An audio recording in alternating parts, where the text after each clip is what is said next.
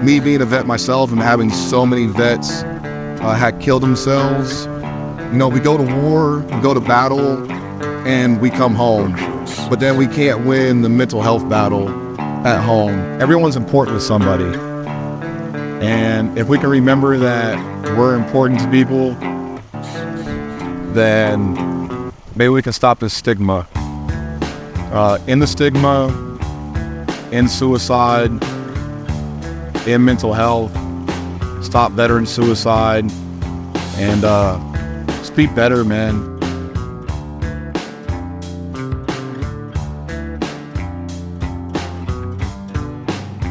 Maniacs for life.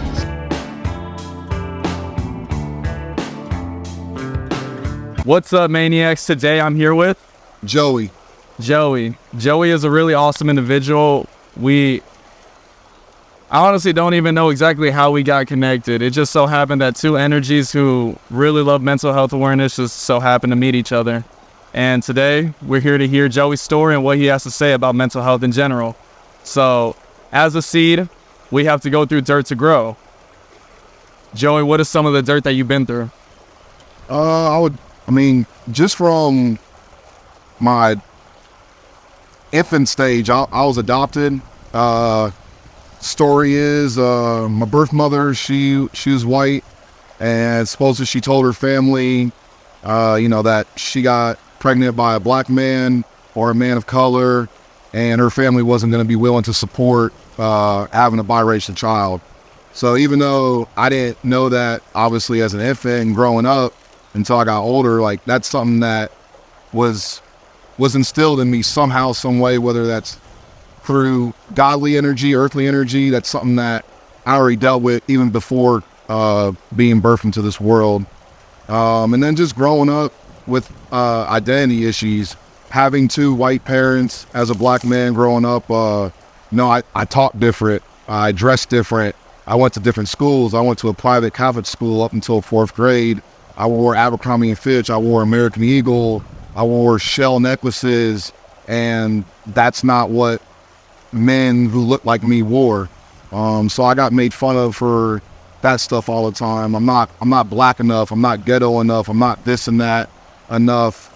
And then even trying to be accepted on the white side of it, it's like, who are you trying to be this black American Eagle, Abercrombie and Fitch guy? Like, that doesn't look right either. So I was just always made fun of, trying to figure out my identity and who I was. But to my parents, man, they never forced me to be one way or another just because they were white and their childhood and what they had. Like, they were just my parents. They were just there to be that structure of what a mom and dad is supposed to be for a child, and answer questions and figure things out and guide your child through life to try to make them who they want to be and have let them be who they're supposed to be and let them figure it out. And so I really appreciate them for allowing me to figure out who I was as a kid. I jumped back and forth. Like, I wore Abercrombie and Fitch and I wore FUBU.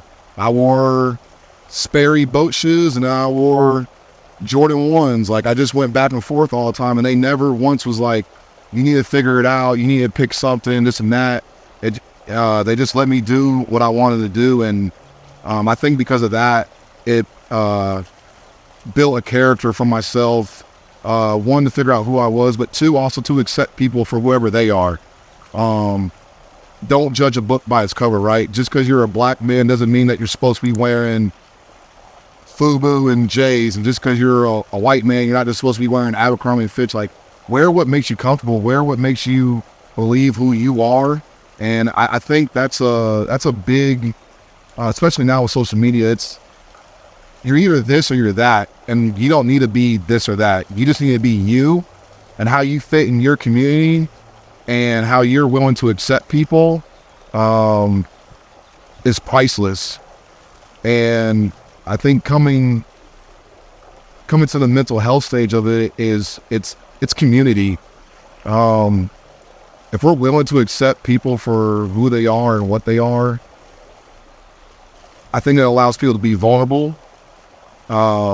And invulnerability allows less stress. When I know I have someone that I can talk to, especially as a man, and I'll probably be speaking more on men's mental health and veterans' mental health, because that's who I am. That's what I'm passionate about. Men, I'm 36. I grew up in a generation of, it's you can't be this, you can't be that. This is what a man is supposed to be. We're supposed to be strong. You're supposed to have everyone's back, stand up for everybody, this and that. And to some of those values, yeah, I still agree with. Like, as a man, yeah, you're supposed to stand up for what's right. You're supposed to protect the vulnerable, elderly, children, whatever it is. As a man, I do believe that we're built differently and we're able to endure more. But with being able to endure more, we take on more of a burden for other people, and sometimes we forget about ourselves. And for me to be able to speak with other men, it's big. And it was a big stigma back in the day. Like, as a man, if you speak out and you cry wolf or do this and do that, you're lesser of a man. You're weak. And as men, you're not supposed to be able to show weakness. But I think in being able to show vulnerability and weakness, that makes you more of a man. To be able to speak out about your problems makes you more of a man. And so that's what I go with. Probably over the last 3 years, I've been a lot more vulnerable and speaking out about my mental health. I am a multiple time suicide survivor. I've tried multiple ways of how to end my life, and for one reason or another, there was an intervention, whether that was on my own accord, God speaking to me, or at the time my wife stepping in and basically saying, "What are you doing?" And I'm glad it happened, because I have a purpose on this earth. Whether I found that purpose, I think I have. But even in this short moment in life, I still have so much more time to go, and my purpose continuously grows, or it can completely change. I can go from, like, I'm a police officer now. I can go from saving people every day on the street to, you know what, I just want to go work at an Amazon warehouse now. I'm done with the cop thing. But me going to an Amazon warehouse, I can spread my story and talk about my issues to a different realm, and hopefully bring light to it's okay not to be okay. And I think that's a big saying, that it's okay not to be okay. We're humans. We're not perfect. We're creatures. We're animals. We're very animalistic, and we go through our own issues, whether that's physical health, mental health, appearance issues at work. Like, we're no perfect being. And I think if you try to play that you are okay, you're just BSing yourself, and it's not healthy to do that.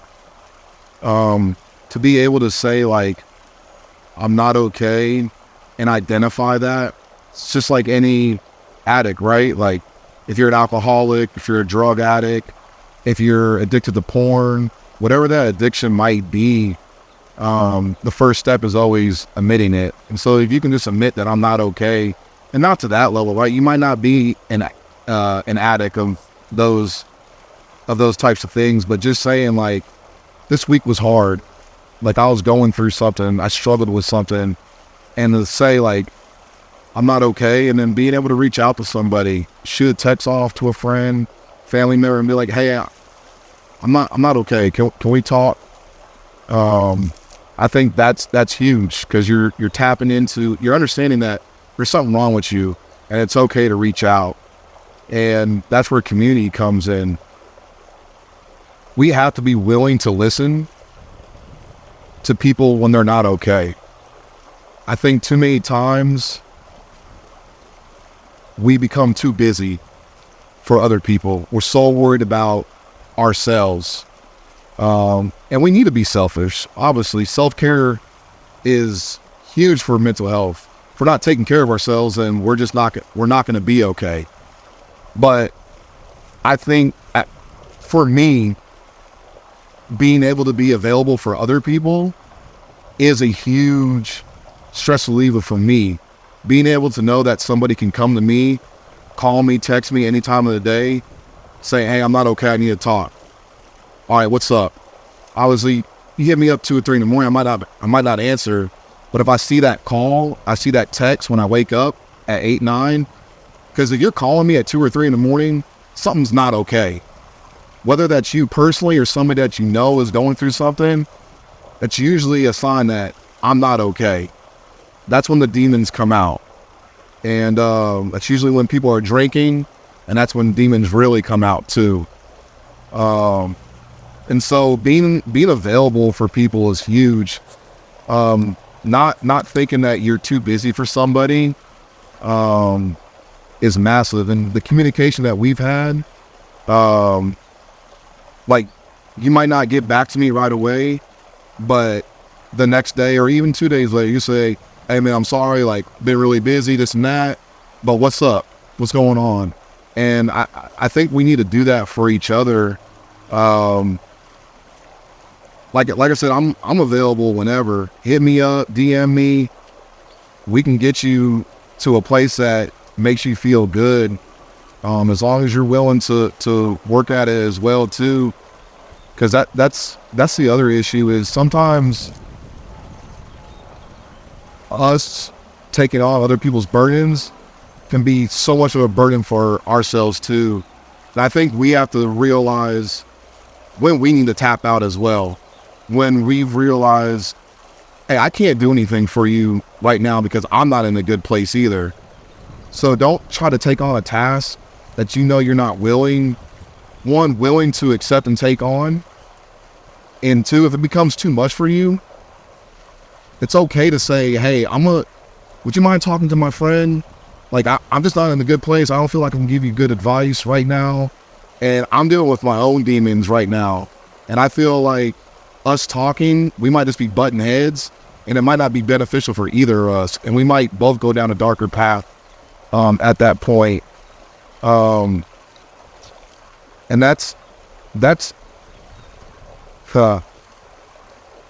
and I'm kind of wailing, I'm jumping all over the place, but it's just where everything's coming in my head right now. And the whole bumping heads thing brings me to the veteran crisis of suicide. Veterans make up just over a quarter of total suicides in the U.S. So I was looking at some statistics, and the CDC 2022 statistics were about 50,000 people committed suicide in 2022. Just over a quarter of that were vets, and it's unacceptable. Any suicide is unacceptable. But me being a vet myself and having so many vets had killed themselves, we go to war, we go to battle, and we come home. But then we can't win the mental health battle at home. And whether that's because we don't have the community, whether that's the incompetence and the red tape and the bullshit of the Veteran Affairs Administration not taking care of us and just wanting to have us suck down pills, thinking that's going to be the end-all be-all for us. It's not okay. And I've seen where, for at least vets, it's community, right? It's a like-mindedness.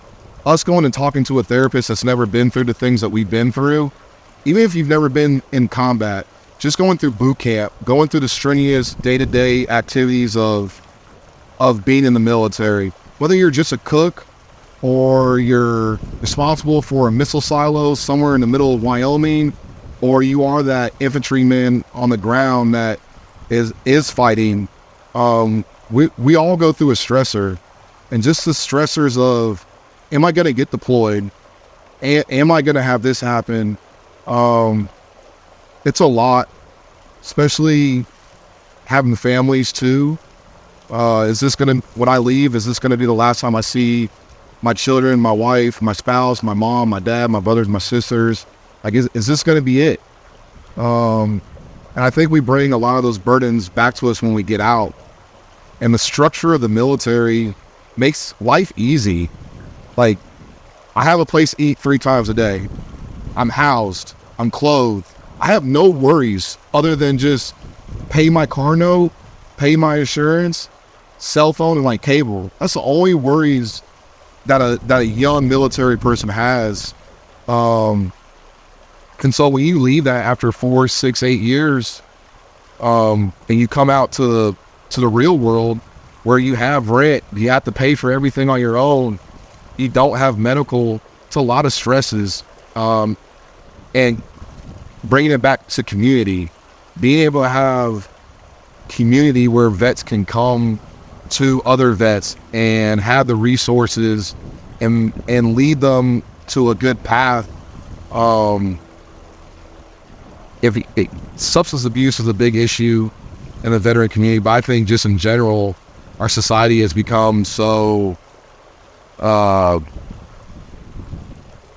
just abusive of everything that's out there, because whether it's cool or it's social media, it's making doing drugs a cool thing or whatever. That's killing us mentally as well too. Every time you do something like that, like, you're killing brain cells and you're making yourself just a wee bit, I don't want to use the word more dumb, but you are dumbing yourself down. Whether it's something that's seen right away, no, but 20, 30 years down the line, like, you're probably going to see the effects from it. And whether those are physical effects or not, there's going to be something going on with you later on.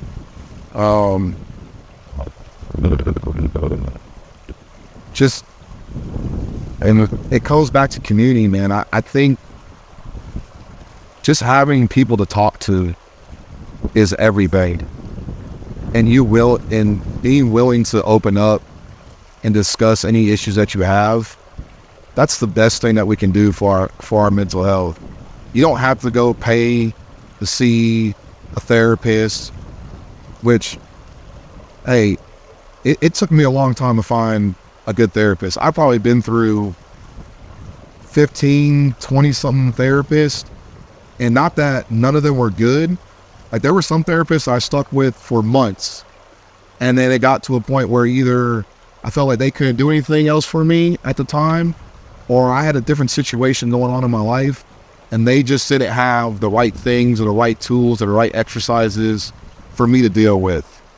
And it's the same with finding the right people that you hang out with. Who can you speak with? And not everybody's your friend, y'all. Like, stop thinking everybody is your buddy, because they're not. If they can't be there for you for the smallest things, like, hey, I need a ride really quick, my car broke down, like, can you just take me to the store really quick?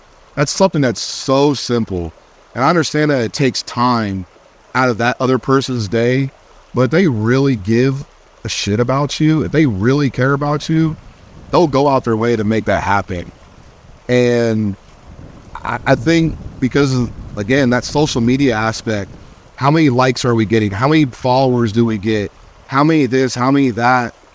How many votes do I get on this? And how many votes do I get on that? I think that's we're thinking that all these people are our friends. They don't give two damns about you. Half of them aren't even really truly looking at your story. They're just hitting it to get to the next person, And if they're just hitting it to get to the next person, they're not invested in what you want to say or what I'm trying to have people see. My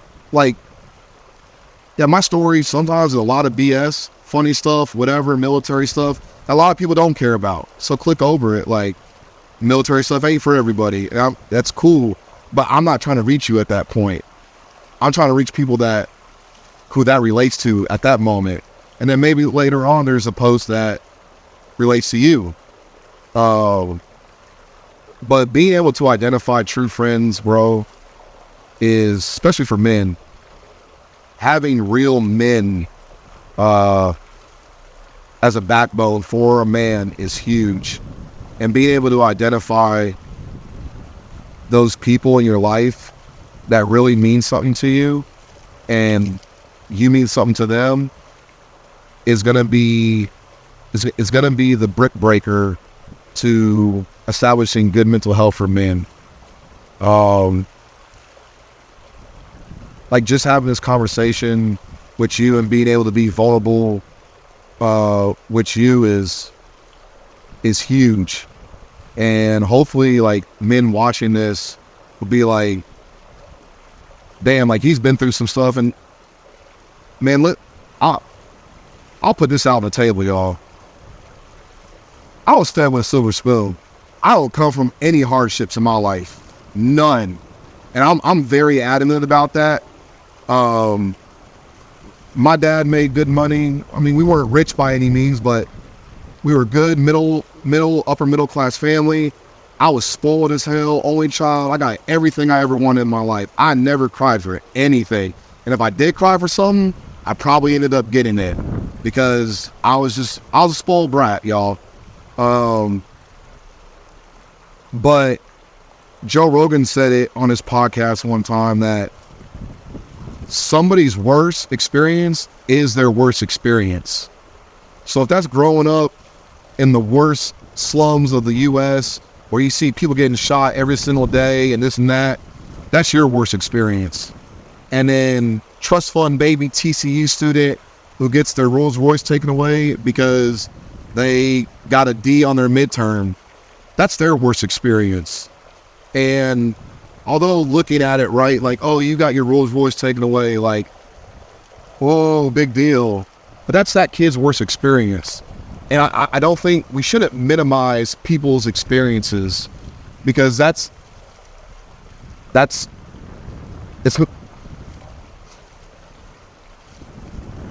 I'm laughing at it because I can see myself just saying, like, shut up.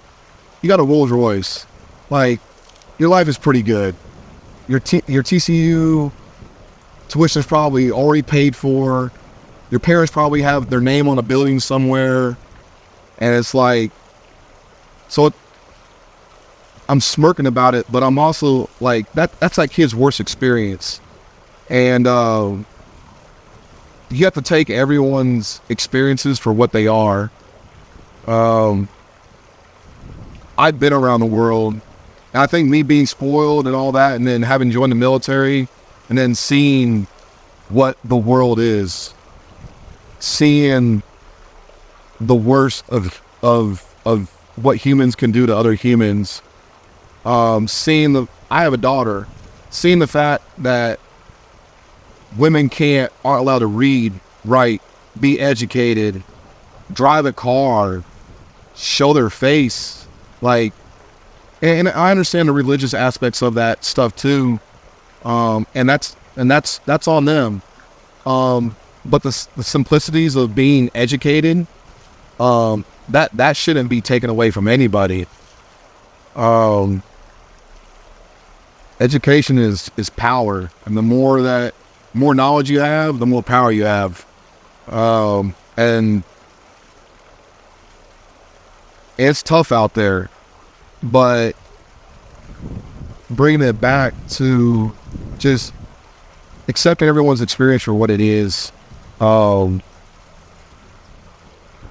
able to bring yourself down to a level or up to a level, to listen to somebody and be there for the kid who got his Rolls Royce taken away, or be there for the kid who witnesses murders every day.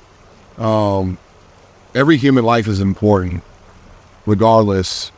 Are there scumbags out there? Absolutely. And some people just don't deserve to walk on the same ground that we walk on.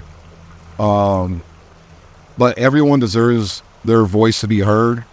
Everyone deserves to be able to cry to somebody. Everyone deserves to be able to be vulnerable to somebody.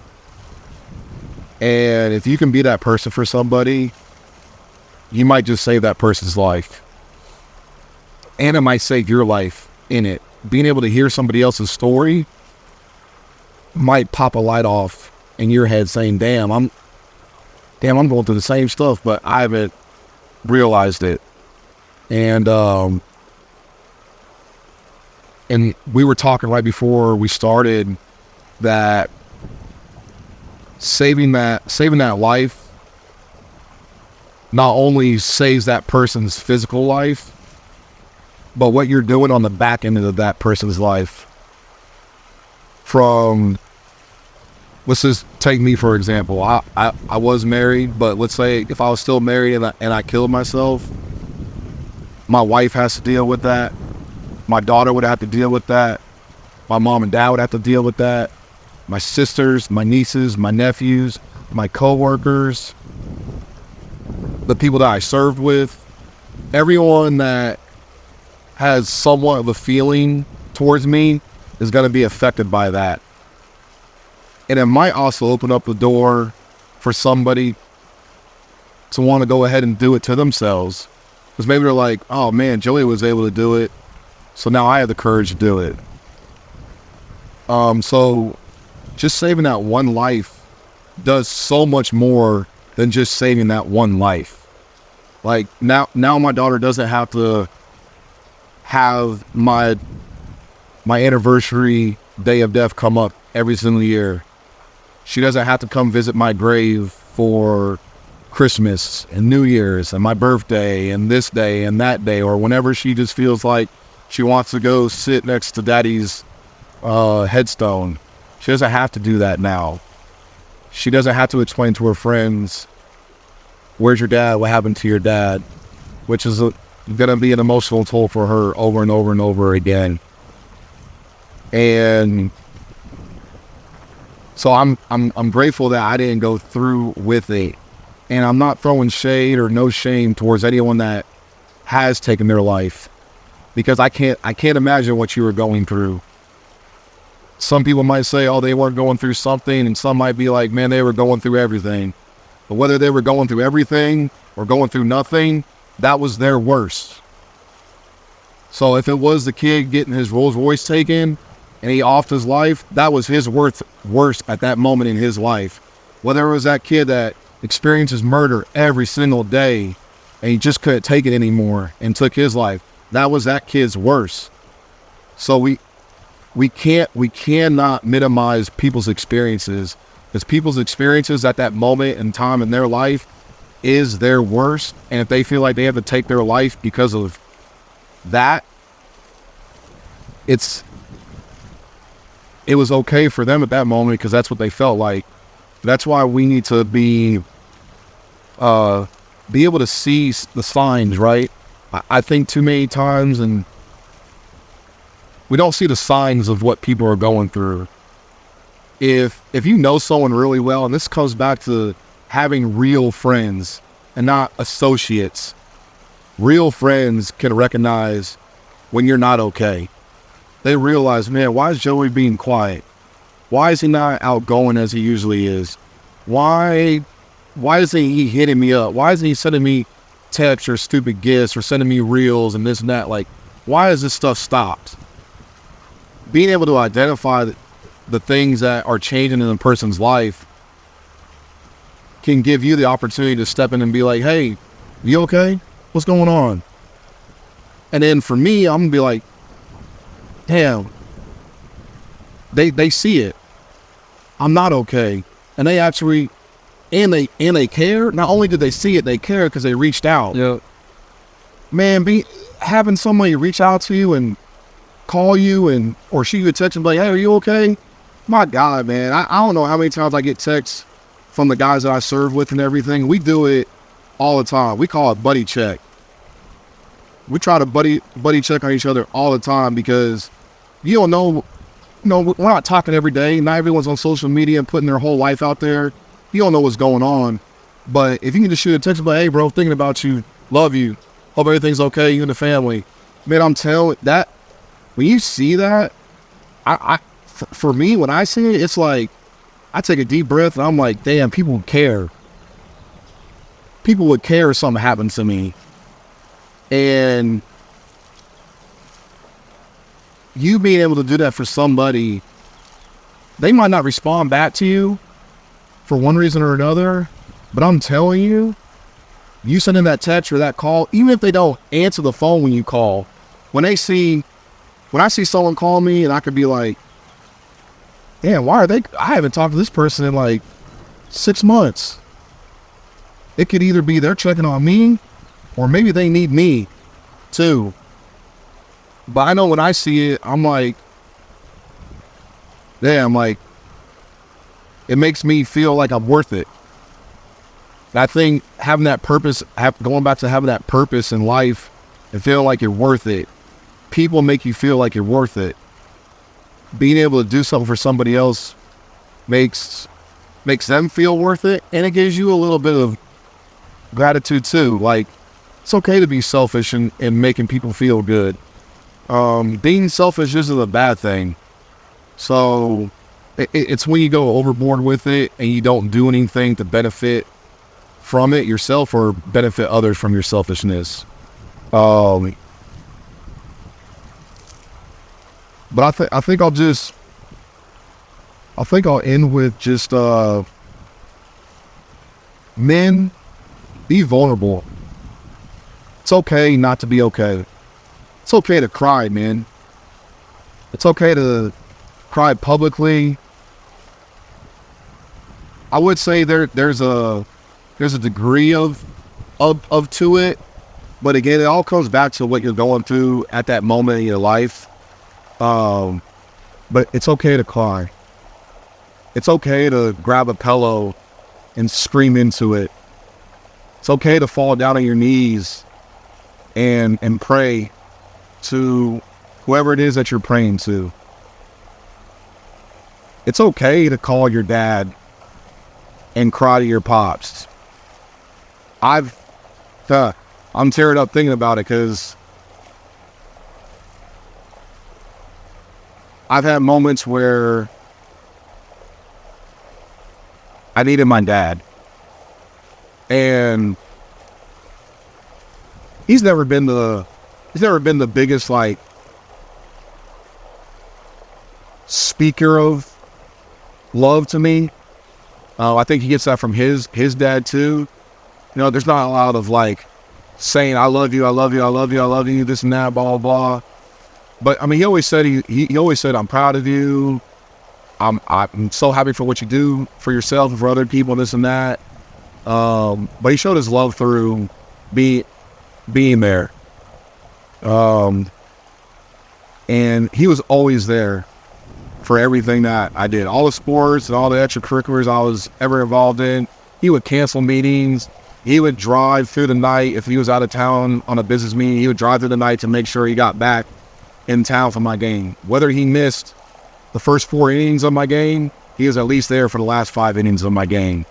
Or he was at least there to see me get back on the bus, go back to school. But he was always there. And I think for men, we always need to be there for each other. Women can be ugly towards us sometimes. Because I don't think they understand how important it is for us to be vulnerable. They always like, if we do end up being vulnerable with women, when there comes that time of an argument between us and women, they always like to throw our shit back in our face.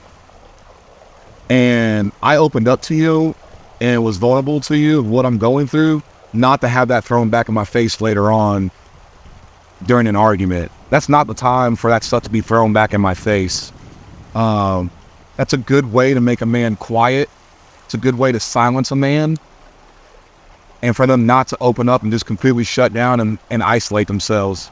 And isolation is one of those first signs of someone's going through some stuff. But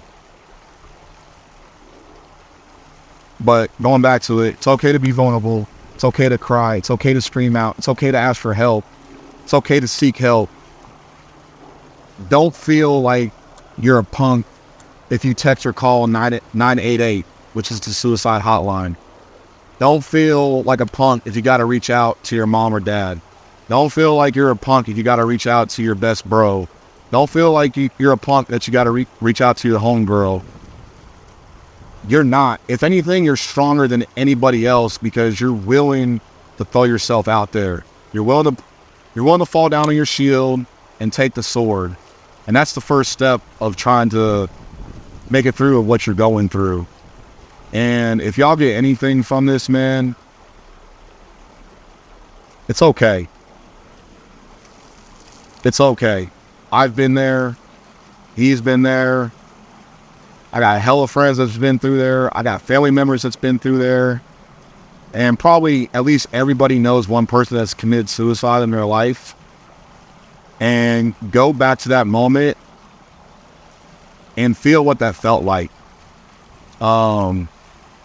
Remember that feeling of emptiness, of sorrow, of sadness, of anger. What that did to you. Think about the things that you said out loud. Think about the thing, you probably cursed that person out. Why'd you fucking do it? Why'd you do this? Why'd you do this to me? And that right there, why'd you do this to me? Well, why didn't you do something for them? Maybe they reached out to you. Maybe they needed that text from you. Maybe they needed that call from you just to check in on them. It wasn't their fault. They didn't know what else to do. And they had their experience, whether it was at Rolls Royce or multiple murders, and they just couldn't take it anymore. And they had to do what they did. And so, reach out. Pat McAfee says this at the end of his podcast all the time is, be a friend, tell a friend something nice. It might change their life. It might change the world. Just giving a simple comment to somebody can change their whole day. Oh, you look good. Oh, you got a haircut. Oh, hey, just have a conversation, y'all. Having conversation with people, and it doesn't even have to be a direct conversation about hey, what's going on with you? What's wrong? Hey, let's just go get dinner. Or hey, let's go putt-putt. Let's go go-karting. Let's go have fun. Let's go, you like rock climbing? Hey, let's go try rock climbing. I'm not. I'm too big. My arms are too long. Just doesn't work out for me. Maybe one day I'll come try it out. But just getting somebody out of their funk, bro, out of that isolation. Hell, let's go drive 9 hours to Big Bend and go hike a trail or something. Or just go for an hour ride down the road. I've done that. I've hopped on 287 out here and just drove an hour out, an hour back. That's 2 hours of just time to myself. Or maybe I'll call my mom, just talk to them as I'm driving for the whole time or whatever. Just do something for you. Make yourself happy. Do something for somebody else. Make them happy. And I think if we can just be happier, right? That's going to help mental health. It's going to help suicide. We're too precious of people to leave prematurely. Everyone's important with somebody. And if we can remember that we're important to people, then maybe we can stop this stigma. In the stigma, in suicide, in mental health, stop veteran suicide, and just be better, man. Be better people and love each other. Love is the end-all be-all to everything. And so if we can just love as a community, let's do it. So I appreciate the time and the opportunity for this. People, I'm rambling back and forth all over, but some part is going to touch somebody's life, and you can laugh at this and you can mock this and you can do whatever it is that you want to do with this interview. But if you're a person doing that, you're probably somebody that needs help. You're probably someone that needs somebody that needs them to reach out to you. You're probably somebody that needs to reach out to somebody. So I'm laying it all out here. No regrets. I'm not doing this for clout. I'm not doing this for fame or retweets or likes or nothing like that. That stuff comes with doing stuff like this. But if I can just save one person from this, that's all that this is about. If I can save 20 people from this, my God, like, thank you, Jesus, for the opportunity to be able to touch somebody. I'm your vessel. I'm working through you. I am a Christian. I'm a God-fearing man. I believe in the crucifixion and the resurrection of my Lord. It's not for everybody, but it is something that I believe in. And so if you're one of those people out here just mocking us and laughing right now, reach out to me. Reach out to the Maniacs. There's resources out there. Just Google it, man. There's so much stuff out there. And if I can do something for you personally, y'all can hit me up too. I'm here for y'all. Like I said, if we can save one life, that's all that we're trying to do. Appreciate the time. Appreciate everyone taking the time to watch this and listen. Hopefully you get something out of it. Love everybody. Peace and love. I have one more question. Why do you think life is beautiful? Cool. I mean, look what we do as humans. The love that we show towards one another. There's nothing greater than when you see a group of people coming together for a common cause or for whatever reason. Seeing people laugh and be happy and enjoy each other is beautiful. That's life, right? Is there ugliness in this world? Yeah. Are there bad people? Yeah. But just look at, like, when we're watching Stars games or Mavs games, or you get together with a group of people, you're out at a bar or a restaurant and you win, or that big play happens and everybody rejoices. Yeah. You don't know him or her from anybody, but because you have a Mavs jersey on or a Stars jersey or whatever your team is, Cowboy fans, I'm sorry, y'all don't have a lot to celebrate. But like, seeing that's why life is beautiful, right? Because there's these commonalities that bring everyone together, and then also just beauty in general. This nice backdrop, like, man made this. This is a place of serenity. Like, I love coming out here. I don't know if y'all can hear the fountains coming, but the water trickling and stuff like that.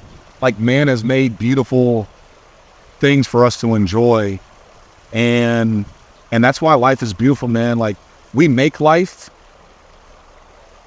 What women do, going through 9 months of carrying another human being and then birthing that child, that's beauty.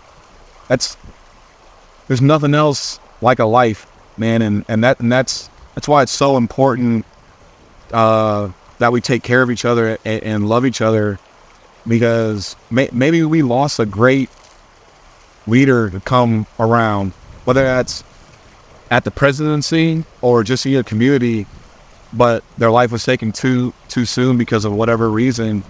And so that's why life is beautiful, bro. I love my life. I'm sure you love your life, and everyone should love their life, because we're beautiful inside and out. No matter what somebody tells you, they're beautiful, and your heart wants to show that to everybody. So allow it to do that. Stop getting wrapped up in this so much and listen to this a lot more. I think we get way too wrapped up in our mental and what people are going to think about us if we do this or do that or kick someone out of our life. But if we do a lot more listening of this is more real. This doesn't have, your heart doesn't have thoughts. It's just it's just it. And for whatever reason, if you listen to this more, man, I think it takes you through greater paths. So that's why life is beautiful, bro. That's why life is beautiful. Cool, Joey. Thank you for your time. I do appreciate this. Everything that you said was really amazing. And Maniacs, always remember that when life sucks, smile.